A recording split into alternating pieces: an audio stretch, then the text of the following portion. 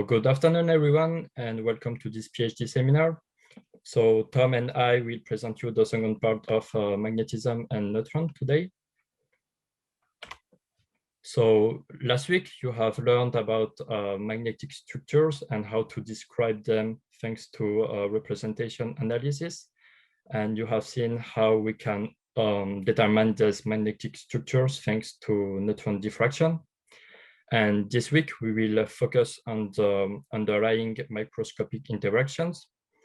So we will see how does interaction manifest in magnetic excitations and how they can be probed by inelastic neutron scattering. So my presentation will be divided into three parts. So first, I will introduce magnetism in solids. Then I will introduce the spin waves as magnetic excitations, and we will see how we can observe these spin waves thanks to inelastic neutron scattering. So in a free atom, the magnetic moment is related to the total angular momentum, which is divided into two parts. So it is basically the sum of the orbital and spin momentum from the electrons. And if we consider the field electronic shells of the atom, actually the angular momentum sums up to zero. So the contributions to the atomic magnetic moments are only coming from the partially filled electronic shells. Now, let's introduce a bit of quantum mechanics. So in quantum mechanics, one can describe a system by the state psi, represented by ket here. So the time-independent Schrödinger equation can be rewritten in this form, where H is the Hamiltonian and E the energy of the eigenstate psi. So this eigenvalue equation can have several solutions with different energy, and what we call the ground state is the state which is minimizing the energy of the system. So now if we want to find the ground state of our system, we need to know which terms are contributing to the Hamiltonian. If we go back to our free atom, we know that an atom is composed of protons and neutrons in the nucleus, and they are surrounded by some electrons. And the charged particles are interacting via Coulomb interaction. So the protons and the electrons are interacting. These interactions is attractive between opposite charge, so the protons and the electrons, and they are repulsive between the same charge. So electrons interactions are repulsive. Then in general, magnetic moment tends to align with external magnetic field B. If we consider the spin-orbit interactions which comes from the orbital motion of the electron, we can consider the electron in its reference frame, and in this case, the nucleus is moving around the electron, and this movement of charge is creating an effective magnetic field, which is coupling to the spin of the electron. And in terms of Hamiltonian, we can write this spin-orbit interaction as follows. And this interaction is a function of the atomic number. So for heavier atom, this spin-orbit interaction will be more predominant, and this is the relative strength between the different interactions in the atom, which are determining the ground state of the electronic orbitals. So now we consider an atom in an environment. So in a solid, the magnetic atom will be surrounded by other atoms, and the electrostatic potential that the electrostatic potential which acts on these magnetic ions will no longer be spherically symmetric, and it will follow the symmetry of the local environment. This is named the crystal field.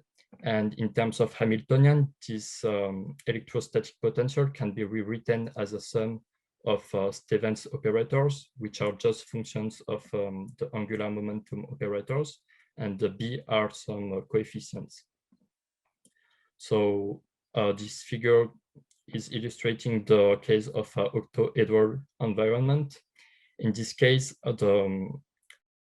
this configuration of orbitals for the magnetic ions, which is at the center of the octohedra, is favorable in terms of energy, whereas this second example is not favorable because of Coulomb repulsion. So this crystal field is actually creating a splitting of the energy levels, which can be measured thanks to local excitations. So these excitations are QE dependent, and I won't focus on these excitations during this seminar.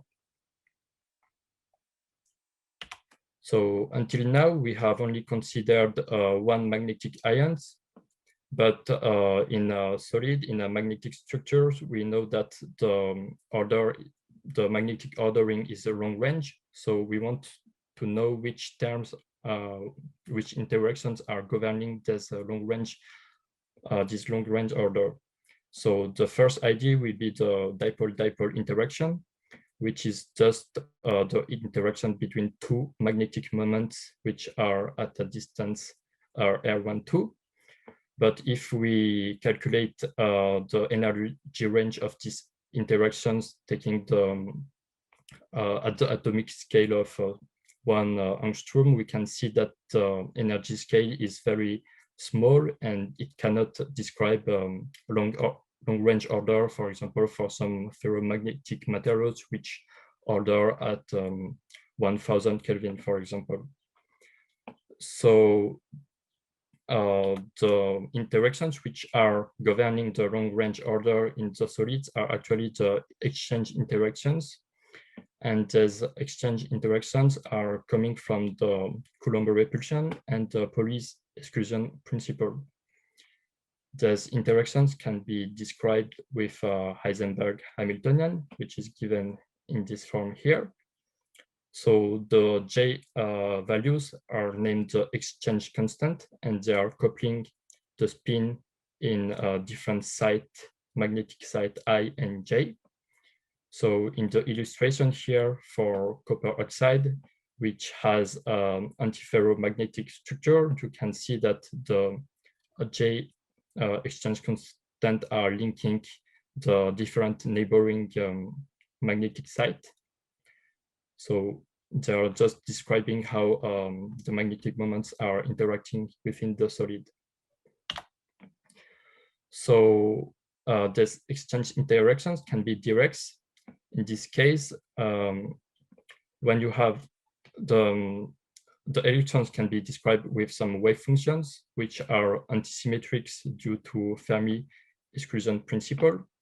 And this total wave function of the electrons has a special part and a spin part. And in the first case, we can see that the spatial part is antisymmetric here. So the spin part has to be symmetric so that the total wave function is antisymmetric.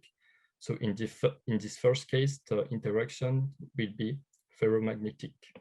In this second case, the spatial wave function is symmetric. So the spin part has to be antisymmetric. So this interaction depicted here is antiferromagnetic. In terms of the sign of the J constant, we can see that it is consistent with our description of the Hamiltonian, as the energy is lowered in these two configurations. So the exchange interactions can also be indirect. This is the case for super exchange, where the magnetic ions are separated by a non-magnetic ion. For example, in this image, this is an oxygen atom. and the exchange interaction is mediated through the overlapping of the orbitals of the different ions. Now, in the metals, the interaction between the localized moments can be mediated by the conduction electrons. And in this case, the J exchange constant is given by this formula, which is a function of the Fermi wave vector and the distance between the two sides. So we can see that depending on the value of these parameters, the interaction can be positive or negative, depending on the sign of the J constant. So these exchange interactions apply when we speak about a localized moment, but in metals, we can also have moments for the itinerant electrons. So in this case, we need to describe this formalism with the bond structure theory, and this can lead to Heisenberg Hamiltonian. We can also describe it in an anisotropic way. In this case, the J exchange constant are linking the different components of the spin operator. Then a single ion anisotropy can be added to this Heisenberg Hamiltonian. In the case this parameter is negative, we will have an easy axis because an easy axis anisotropy because the spin will be aligned along the alpha component to lower the energy. But in the case this parameter is positive, it will be energetically favorable for the spins to align in the plane perpendicular to the alpha direction. So this is an easy plane anisotropy. For another anisotropy interaction is the antisymmetric exchange, which is also named Jaruzelski-Moriya interaction. In this case, the spins will be non-collinear and they will be perpendicular to the vector d, which lies perpendicularly to the plane of rotation of the spins. So these are the different interactions that you can put in your Hamiltonian to describe your magnetic system.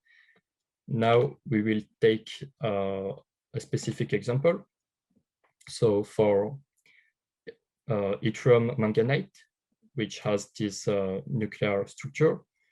So the magnetic ions are Mn3 plus with a spin 2 and are depicted in purple here. They are surrounded by 5 oxygen atoms. So the magnetic structure is shown in this figure here. You can see that the black atoms are the manganese atoms at the base of the unit cell, and the gray one are the one in the middle of the unit cells. And basically the magnetic ground state, it's a triangle of manganese atoms which have an antiferromagnetic interaction between them. And the Hamiltonian is given here, where a single ion anisotropy has been added along the Y and the Z direction. So now we can focus on the magnetic excitations, which are the spin waves in this case. So the spin waves can be described as collective excitations of the magnetic ground state. So if we consider a ferromagnet, which in the ground state has the spins ordered vertically, the spin wave will be somehow a precession of the spin around this ground state. So it can be described by the spin wave with a wave vector Q. If we want to describe this spin wave, we need to introduce the linear spin wave theory formalism. In this case, we consider that the spin waves are small transverse fluctuations of the spin ground state. So in quantum mechanics, we usually use these three operators, so Sz, S plus, and S minus. So Sz is the projection of the spin along the quantization axis, and S plus and S minus are the spin ladder operator. And in the Holstein-Primakov transformation, we are considering that the ground state is actually lowered by this quantity A dagger A, and this A operator is actually a bosonic operator, which is corresponding to the creation or the annihilation or of an elementary excitation, which is the magnon. And this is very similar to what we have for the phonons to describe lattice excitations. And as these magnons are bosons, they are following the Bose-Einstein statistics, which population is given in this formula here as a function of temperature. So now this theory is working for small fluctuations. So for this quantity small, so this quantity is corresponding to the number operator, so the number of magnons created in the system. And this approximation is actually valid at low temperature and for a large spin S. So if we take the case of a ferromagnet, we can, after performing this Holstein-Primakov transformation, we can perform a Fourier transform. And then we can describe the Hamiltonian in a quadratic form. In this case, the bosonic operator will be linked to an energy h bar omega q. And this energy is depending on the wave vector q. In the case of a ferromagnet, this relation dispersion is given here.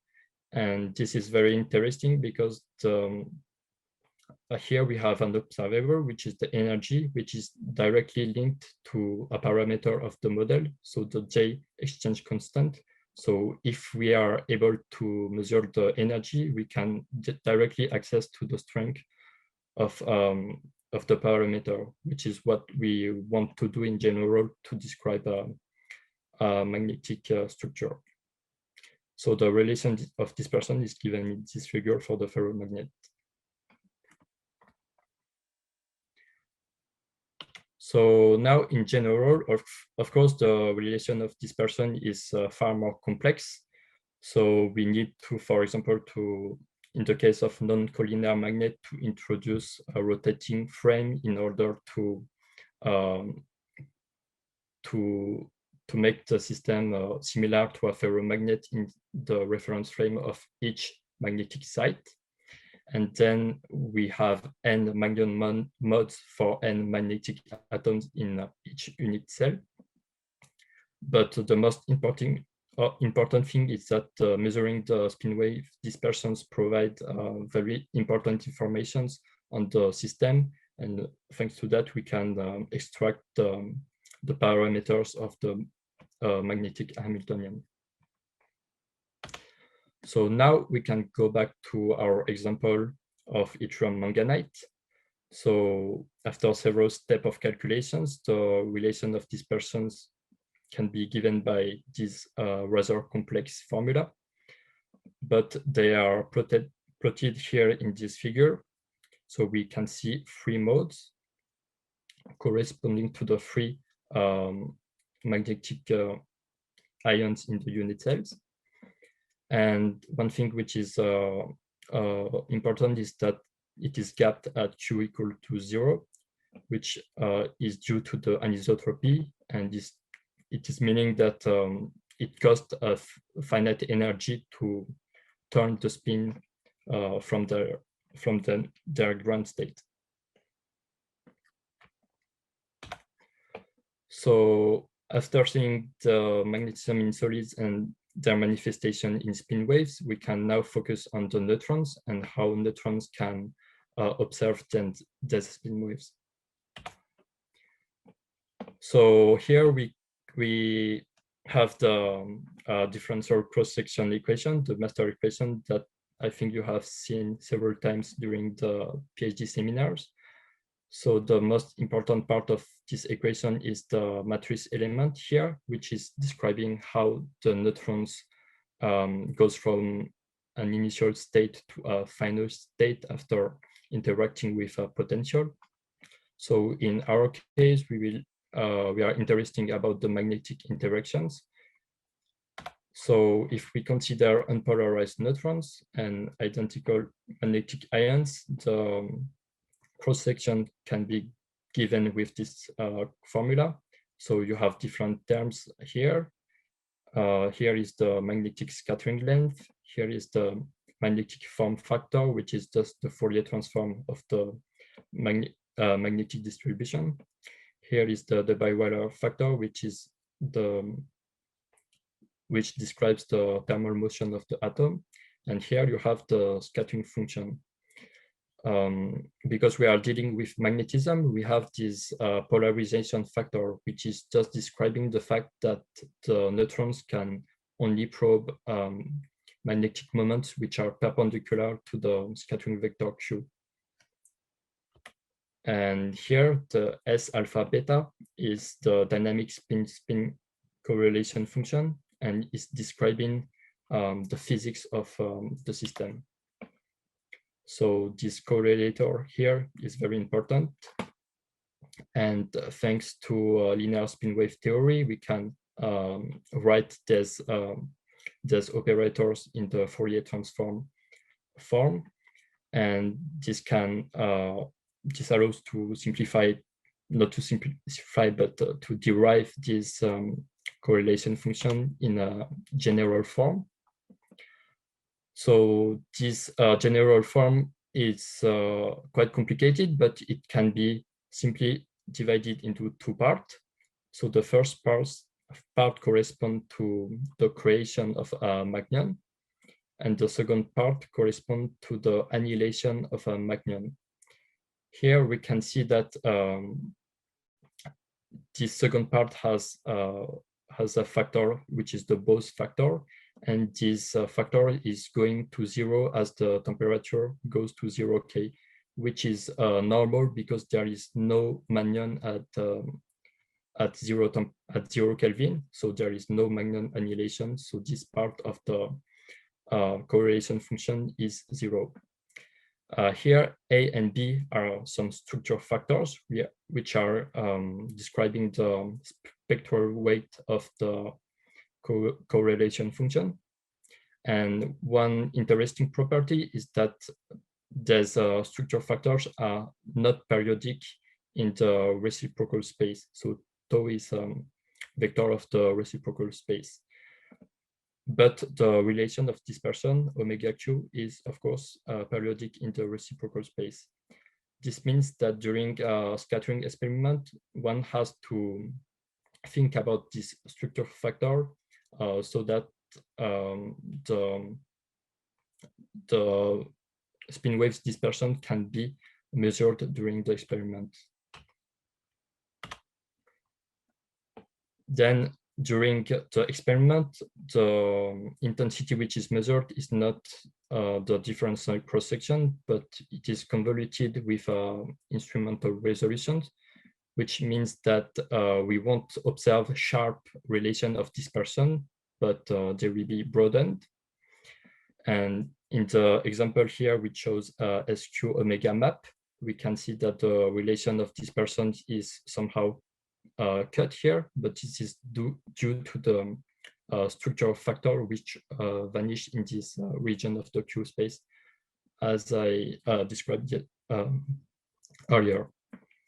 So if we consider a triple axis spectrometer, we can make some constant Q scan or some constant energy scan in order to measure this spin wave dispersion.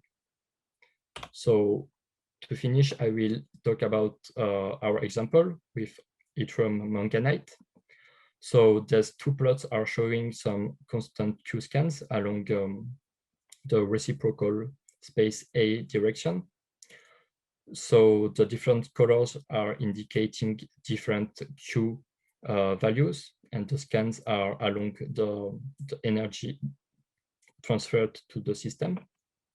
So these experiments were performed at 2K at IN20, and actually the mean of the